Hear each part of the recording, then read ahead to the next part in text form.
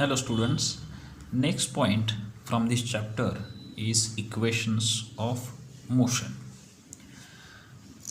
Suppose for an object in motion along a straight line, u is initial velocity, v is final velocity, a is acceleration produced into it in time period t, and during this it has covered some distance s is displacement distance covered in time t. Then three equations of motion, these are as follows. First is the equation for velocity time relation, v equals to u plus at. Second is the equation for displacement time relation, s equals to ut plus half at square. And this is the third equation for velocity displacement relation, this is equal to v square equals to u square plus 2as. All these called as three kinematical equations or Newton's equations of motion.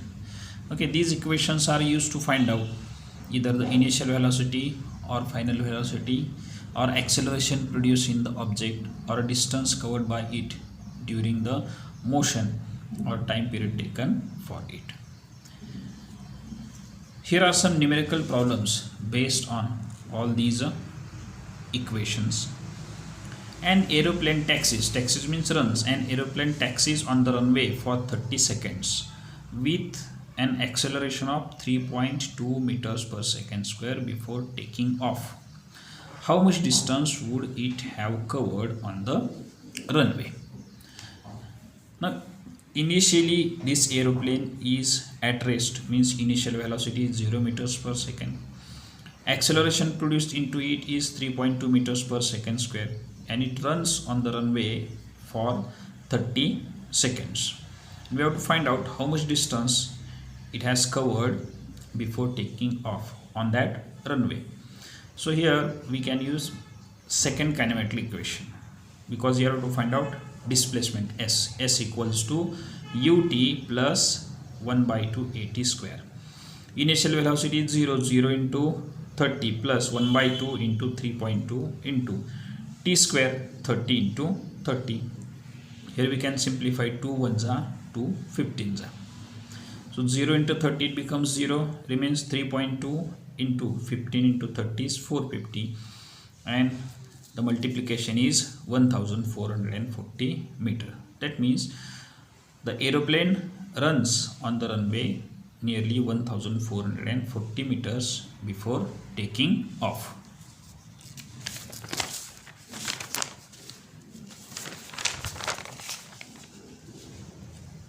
Second numerical problem here. A kangaroo can jump 2.5 meters vertically. What must be the initial velocity of the kangaroo? So here distance covered by it in vertical direction, s equals to 2.5 meters. It had jumped up 2.5 meters vertically. Acceleration produced into it is acceleration due to gravity, because in this case the force of gravity acts on the object. So this acceleration value a equals to 9.8 meter per second square, and final velocity v is 0, because when that kangaroo jumps up to 2.5 meters up, okay, then it velocity becomes 0 and then it come down. So final velocity in this case is 0. You have to find out initial velocity, with which velocity it has started to jump up. So this is time independent, time is not given into it. Okay, so this is a relation between displacement and velocity. So we use here third kinematic equation. By third kinematical equation, v square equals to u square plus 2as. Now final velocity is 0. We have to find out initial velocity. 0 square equals to u square plus 2 into value of a, we have to take minus y. Reason, kangaroo jumps up and the force of gravity acts in downward direction. That means acceleration produced is negative acceleration, so it is minus 9.8 into displacement is 2.5 meters. 0 equals to u square minus 2 into 9.8 into 2.5, multiplication is 49. This is minus here, when we transpose it becomes plus. 49 equals to u square, u equals to 7 meters per second. Therefore, the initial velocity of kangaroo is 7 meters per second. Next example here, a train starting from rest attains a velocity of 72 kilometers per hour in 5 minutes with uniform acceleration. Find the acceleration and distance traveled by the train for attaining this velocity. Now, as train starts from rest, its initial velocity is 0 meters per second. It has attained some final velocity of 72 kilometers per hour. For calculation, we always take it in meters per second. So last lecture I have taught you how to convert kilometers per hour to meters per second. We have to multiply the quantity 5 by 18. 72 into 5 upon 18. 18 ones are 18 fours are 4 5s are 20. So final velocity is 20 meters per second. And time taken for this is 5 minutes. So we have to convert it into seconds. 5 into 60, 300 seconds. First of all, you have to find out acceleration produced into it. A equals to V minus U upon T. Change in velocity with respect to time. 20 minus 0 upon 300. 20 minus 0 is 20 upon 300. When you divide here, zeros gets cancelled. 2 ones are 2 15s are. So acceleration produced in the train is 1 by 15 meter per second square. Now you have to find out how much distance it has covered. So we can use here any one of the equation, either the third kinematic equation or the second one.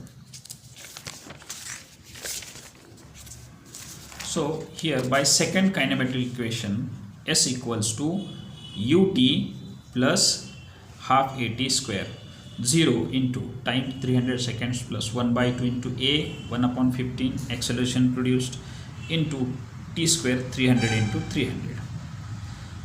So here 2 ones are first of all here I divided by 15. 15 ones are 15 twos are 30, 20, and 2 tens are 20. 10 into 300, 3000 meters. This quantity becomes 0.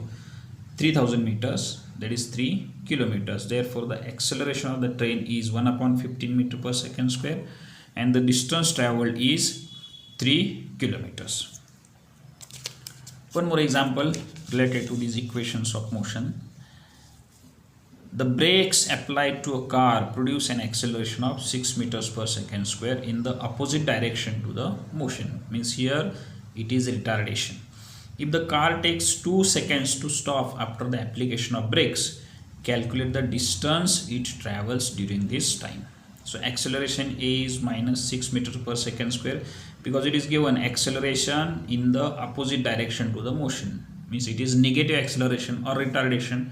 Time taken for this is 2 seconds, and car stops means its final velocity is 0 meters per second. So by first kinematic equation, we can first of all find out the initial velocity of the car. V equals to U plus AT. 0 equals to U plus minus 6 into 2. 0 equals to U minus 12. Minus 12 transposed here becomes plus. So initial velocity is 12 meters per second. Now here the next point to find out is the distance traveled it during this time. So by second kinematic equation, S equals to ut plus 1 by 2 at square.